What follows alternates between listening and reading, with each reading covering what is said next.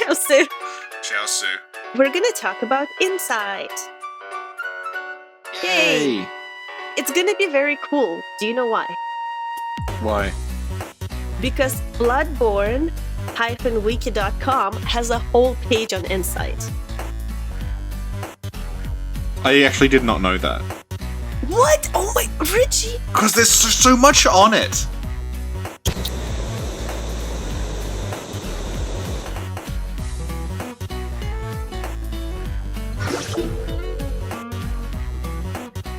Look! Yeah, I'm reading it now. Okay. So, insight is a stat that represents the depth of a human knowledge needed to ring special bell, induces frenzy. Yep. So, Richie, in your own words, how would you define insight? Insight is... The game calls it, like, the depth of inhuman knowledge.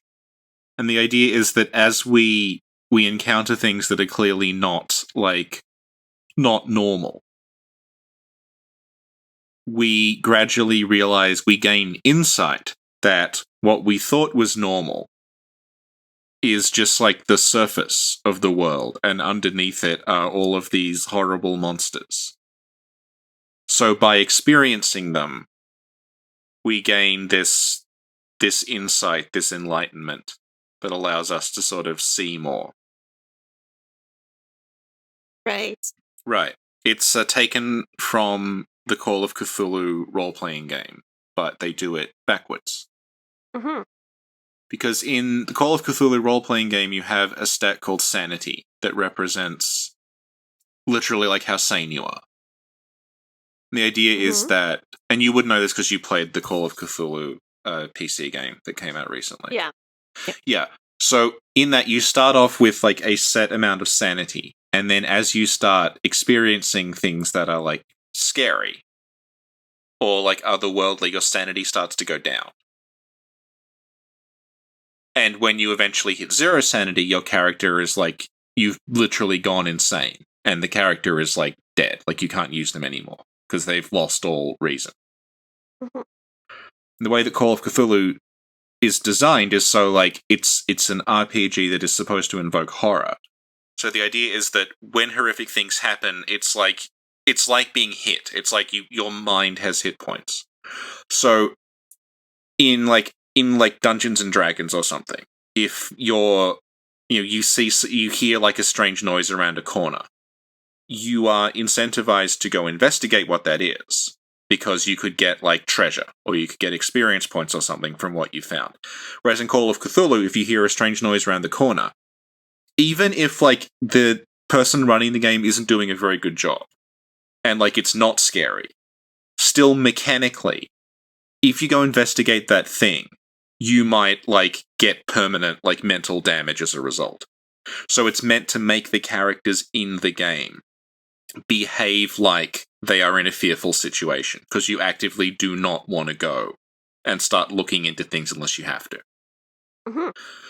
Bloodborne takes that and it flips it, because your character is meant to be like an inquisitive kind of character who's trying to figure out this mystery. So in Bloodborne, the horrifying otherworldly things, when you go and investigate them, your insight stat goes up, and you want to get, with a couple of exceptions, as much insight as you can, because it's a good thing to have. Mm-hmm. Mm. And it induces frenzy. Can you explain that?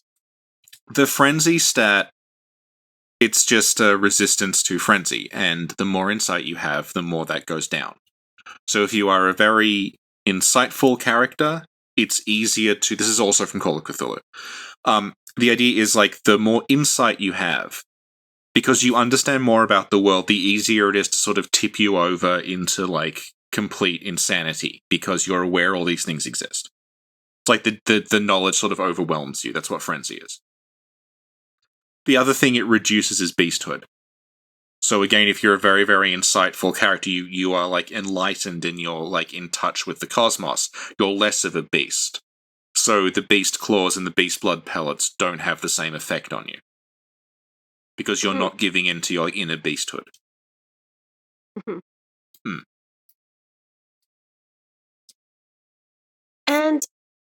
We need insight to ring a special bell. Can you explain that? No. I have no idea. They never really go into detail about why ringing a bell consumes insight. It might be that, like, because you're calling out for help or something, like, because you're connecting with another person, it perhaps, like, grounds you more. Or, like, you feel less alone, you feel less alienated because you're connecting with things. Like, what it feels like is that, basically, you ring the bell and somebody comes into your world.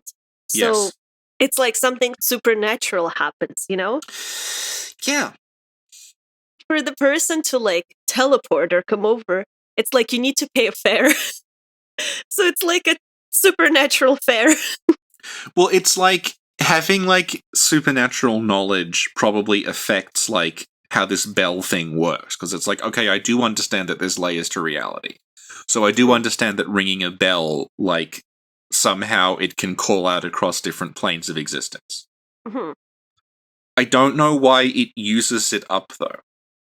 I don't think there's really an in-game explanation about why your insight is consumed when you ring the bell. But like I was saying, it might be that because you are not alone. Because, like, meeting another person sort of grounds you.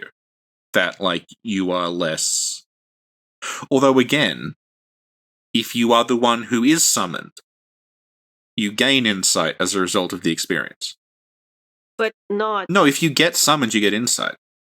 No, you don't. You get insight if you get summoned and see a boss or whatever, or defeat a boss. Well, yeah, but, like... Yeah, but you still get it. No, you don't. Not if you die. Not if you get summoned and die before getting to a boss. If you get summoned and die, but, like, you still get it for the boss. What I said makes more sense.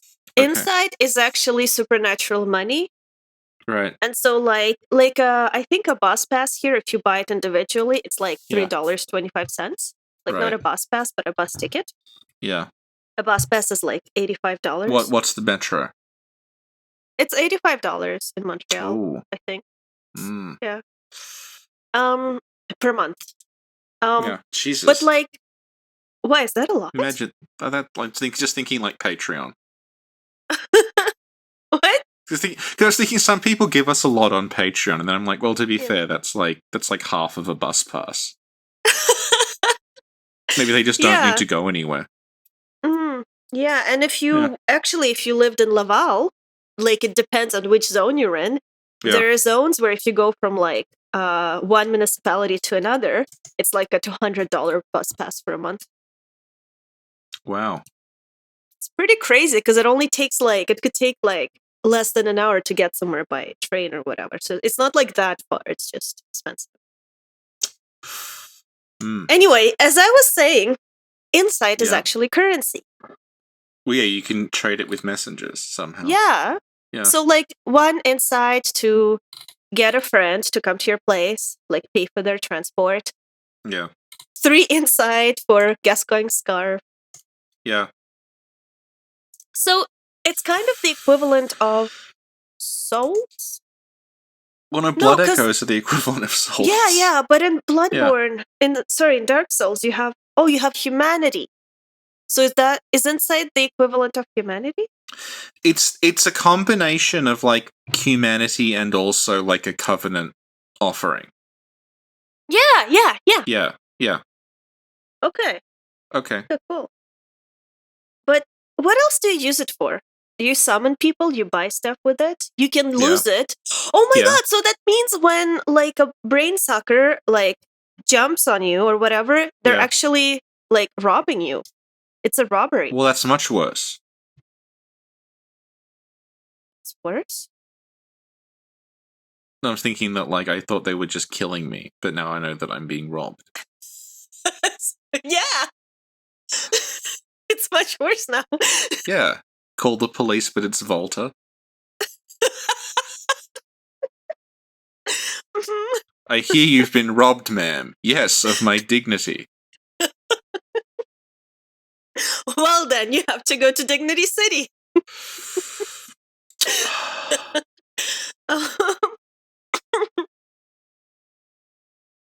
So, okay. So the way you acquire insight is you encounter bosses. Yep. Excuse me. You defeat bosses. Yep. Finding areas gives you insight. Yeah.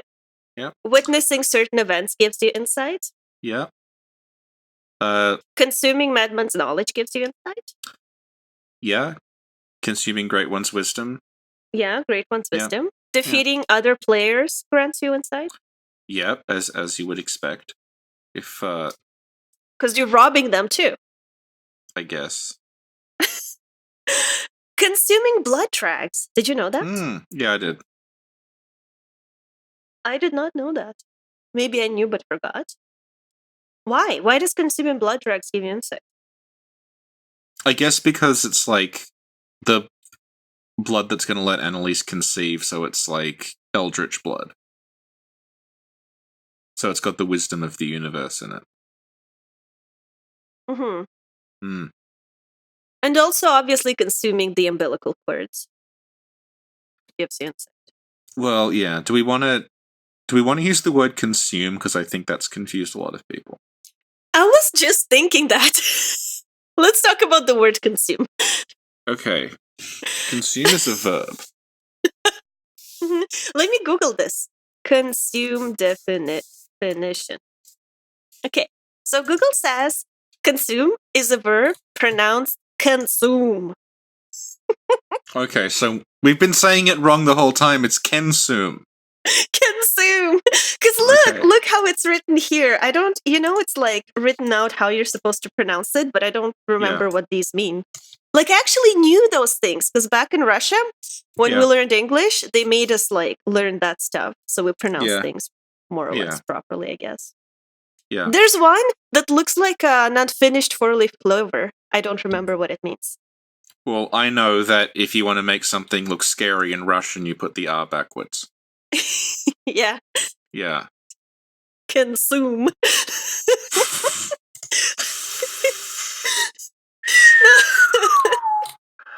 Okay.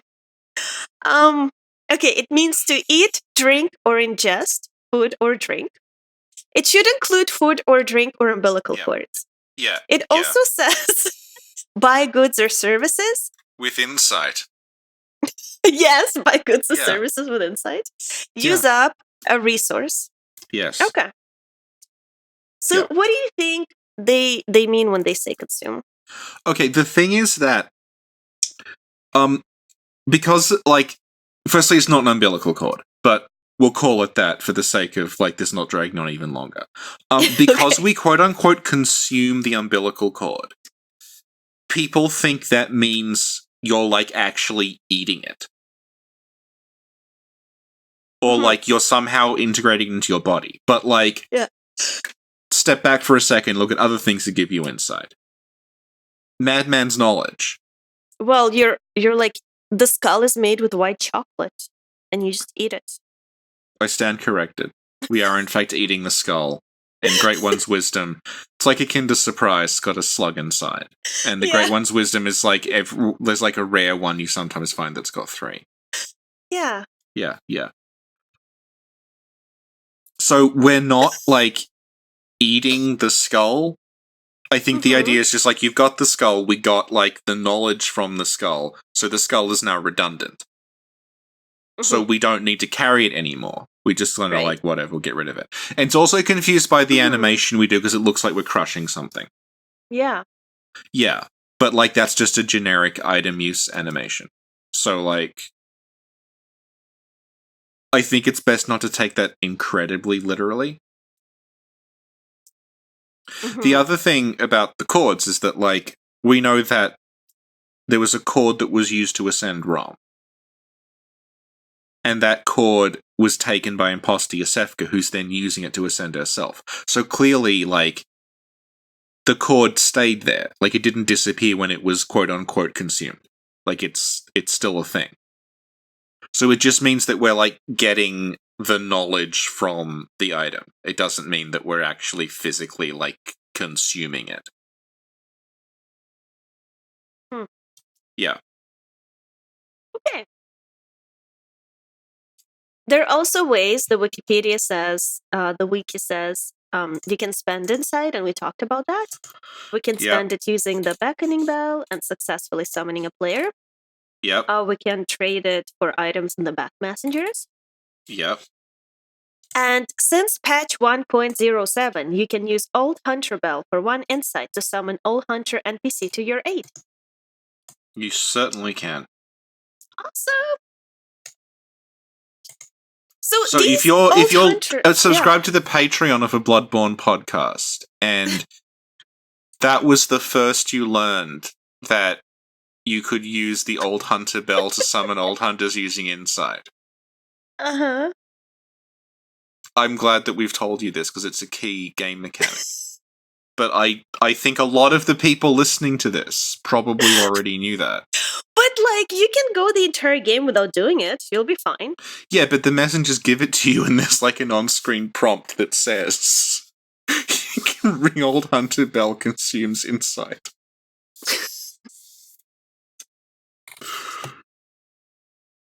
Okay. I apologize if I spoke out of turn.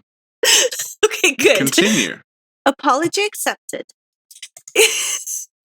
Insight can be gained repeatedly in same playthrough from Chalice dungeon bosses. Did you write this?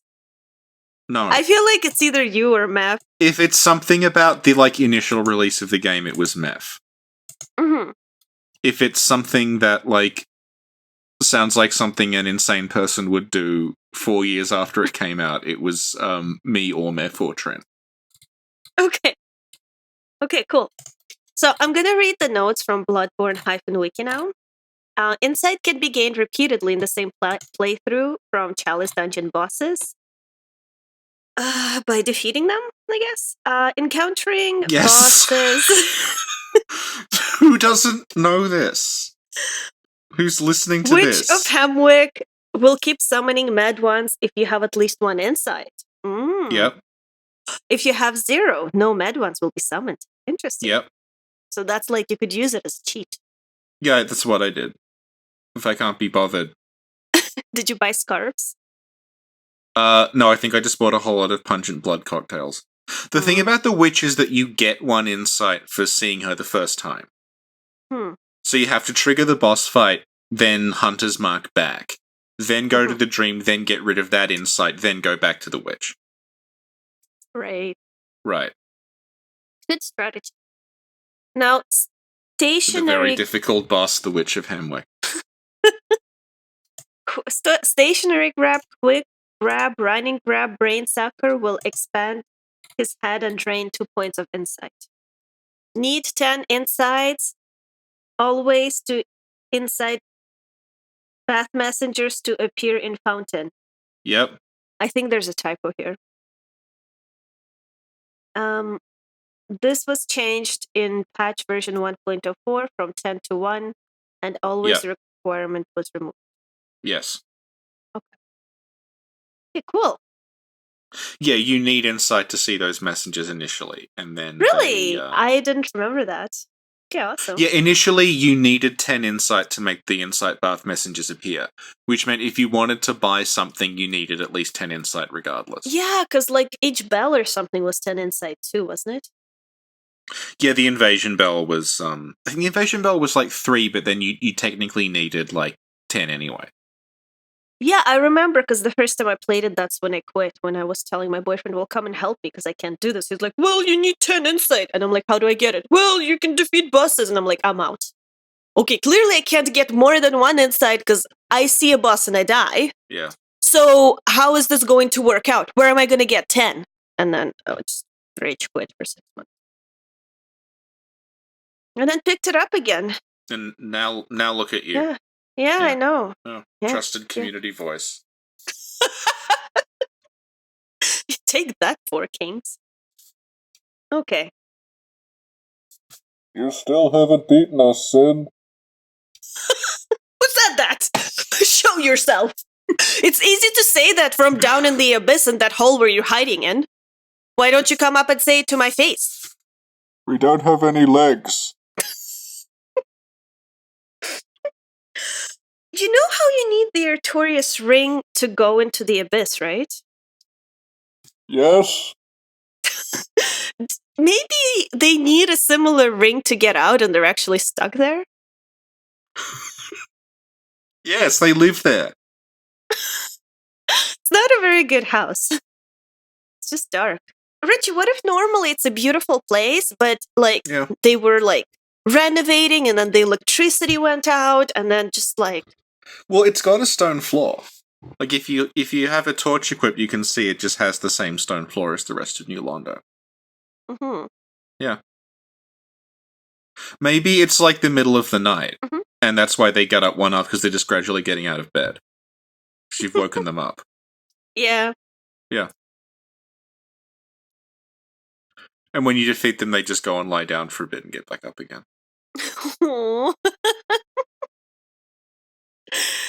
Yeah. Yeah.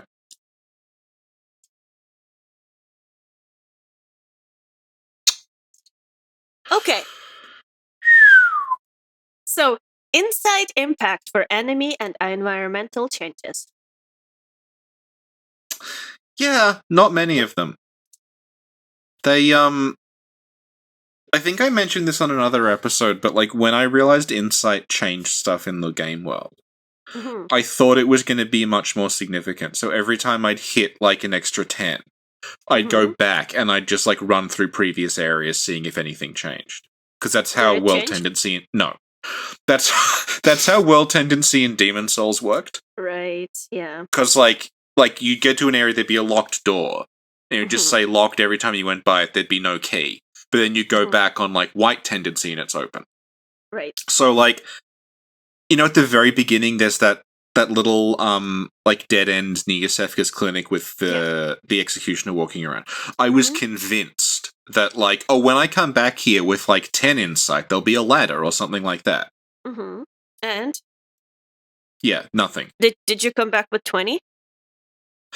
Yes, and 30, 40, 50, 60, 70, 80, 90, and 99. Was there a ladder? No! Did you try 100? Well, that's only in the Russian version. Yeah.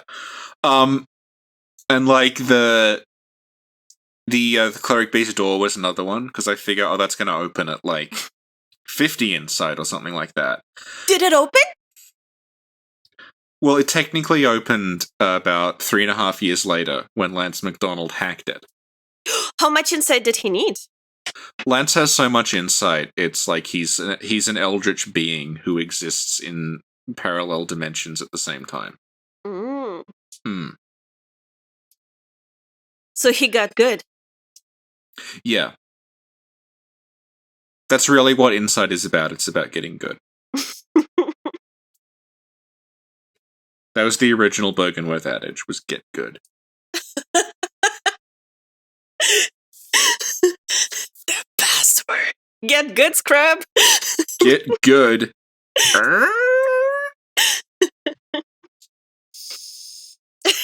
That's what it should have been. Yeah. The password. Gamers rise up.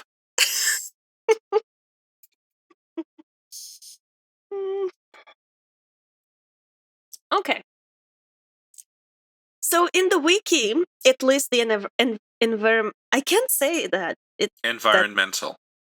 Changes, which are Doll activates and allows you to channel blood echoes. Yep. Messengers next to the doll give you beckoning bell and silencing blank as a gift. Yep. Inside Bat Messenger opens. Church servants gain weapon auras and new attacks. Yep. Mad ones appear in Hamwick at night. False god visible even when the blood moon isn't out. False god is? Amygdala. Mm-hmm. Yeah, it's the Amygdala at Erden, and the wiki is very specific, but I just want to be clear, it does just mean the one at Erden. Mm-hmm. The ones in Yahagul, if you go there during the day, you can't see them. They're just not there at all. And I know because I, a pathetic wreck of a human being, did grind up to 60 insight on the Cleric Beast to go investigate that. And it was only after I did this that someone pointed out I could have just gone into New Game Plus with like 80 insight and gone straight to Yahagul and saved like 3 hours. Good. Yeah. Hunter's dream music changes even when the blood moon isn't out. Yeah. Messengers around the lever for the main gate to Cathedral Plaza are visible. Yep. Oh, that was something me and Matt investigated. Go ahead, yeah. Okay, you know how that's very early in the game when you see that. So you're like, what do you think a sensible insight threshold for that would be? 50. Correct. Really? You need 50 insight to see the messengers around that lever. I am a sensible human being. Yeah. 50. Well, clearly Miyazaki and I are on the same level. I think it may actually, like, when that first happened, I thought, oh, did they type it wrong? Is it meant to be 5? I think I can tell you, I think it is supposed to be, like, intentional, though. Okay. Because what happens is you hold up the Hunter Chief emblem and the gate opens. If you have 50 insight and you do that, you see the messengers pull the lever. Mm-hmm. So I think it's meant to be like you go back on New Game Plus and that reveals that, oh, it didn't just magically open. It was the messengers recognize the symbol of the hunter, so they open it. Oh, that's so cute! The messengers are the true MVPs. Yeah. Okay, that makes sense. Yeah. And the last one is auditory hallucinations. A baby's crying voice can be heard in all areas except the hunter's dream and chalice dungeons. Correct. Although, is that a hallucination? Because the baby is actually crying. Oh, that's deep. Yeah. And like, if you when you beat Murgo, yeah. Well, when you kill the wet nurse, you usually go straight back to the dream. But like, after you've beaten the wet nurse, if you just wander around, like, you won't hear the crying because Murgo is like gone. So it's not a hallucination. You're just hearing the baby. The actual crying, yeah. Okay, interesting. Yeah. So there's some main game inside events. We're not going to go through all of them. There's quite a bit. But examples would be first encounter with the cleric beast. Defeat the cleric beast. First encounter with Father Gascoigne. First encounter with Father Gascoigne beast. Defeat Father Gascoigne. Each time, Istefka rewards you. Well, Imposter Istefka rewards you with an item before becoming her accomplice. Defeat Dark Beast Barrel. Enter Istefka's clinic. Defeat Martyr Logarius. Enter Queen's Chambers. Yeah. So when you said we're not reading all of them, we were in fact reading all of them. No! Arrive at the fishing hamlet for the first time. Defeat Ludwig, the Holy Blade. Defeat Lawrence, the first Vicar. First encounters with Lawrence, the first Vicar. First encounter with Living Failures. First encounter with Lady Maria of the Astral Clock Tower. First encounter with Orphan of Kos. Obtain the Milkweed Carol rune from Adeline. And then there are chalice dungeons. Chalice dungeon inside events such as defeat the Brainsucker. First encounter with the Keeper of the Old Roll.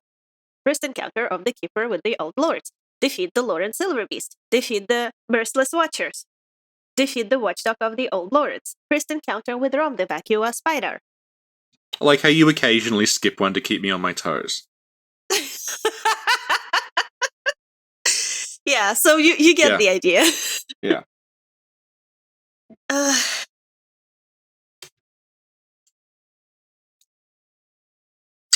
So that's insight, I guess.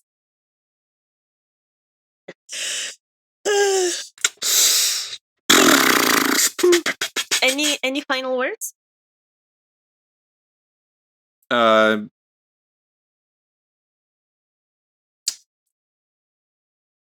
really understand how it's supposed to work in terms of online. I explained it to you. Okay. I wish there were more insight events. There really aren't. Yeah, that's true. I wonder if they had them planned, because we know that they kind of gutted a lot of the maps. So I'm wondering if, like, maybe Lance will dig up that, like, there were more changes that we never see. Because we know that, like, the moon phases would change things. Mm-hmm. Although now I'm actually wondering if, like, maybe all the things that changed with Insight were originally things that changed with the moon phase, and they made them Insight. Oh, that would be actually, yeah.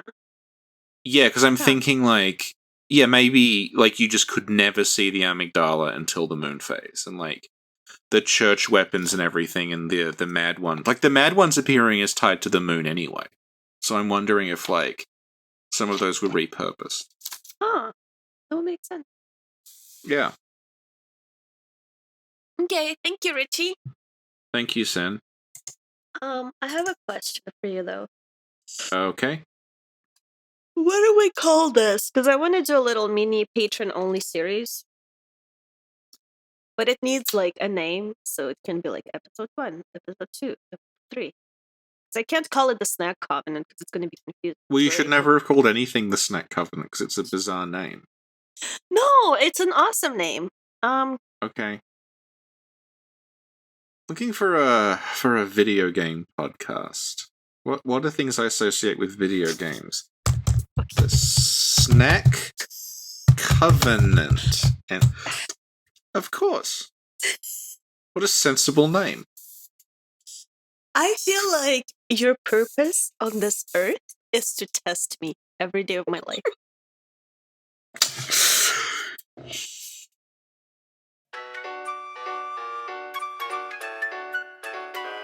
So, what's the sound? It doesn't even need to be good. It's on Patreon. It's just to identify that this is part of They just call it that. It doesn't need to be good. It's on Patreon.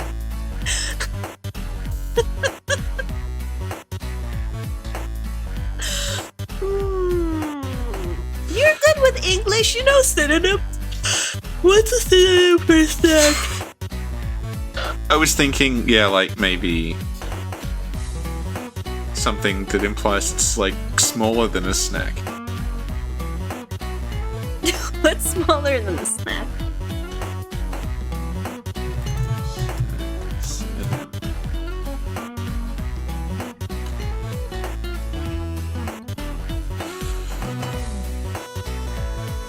Nibbles? Yeah, I'm looking at it. Tidbit. Tidbit Covenant. Tidbit. It's Tidbit. Tidbit Covenant. Yeah. Tidbit Covenant. That sounds good? There we go. Okay. Okay, so let's do the intro now. Hi, Richie. Hi, Sin. Tell us what this is. This is a Patreon exclusive thing that you came up with about 35 minutes and 9 seconds ago. And about 20 seconds ago, we agreed that it was a Snack Covenant spin-off, but as it was smaller, it would be called the Tidbit Covenant. And the content is exactly the same as the Snack Covenant, except it's shorter and it's on Patreon. Mm-hmm. Yeah. Yeah, and I imagine that we've covered things that we already covered. No. Like, I think we've already talked about Insight. No, we didn't. That's the thing. We never talked about Insight. Yeah. And this will be, I guess, episode 1. Should we do an episode 0?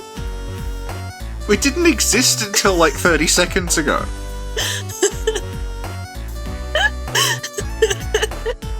Okay, thank you, Richie.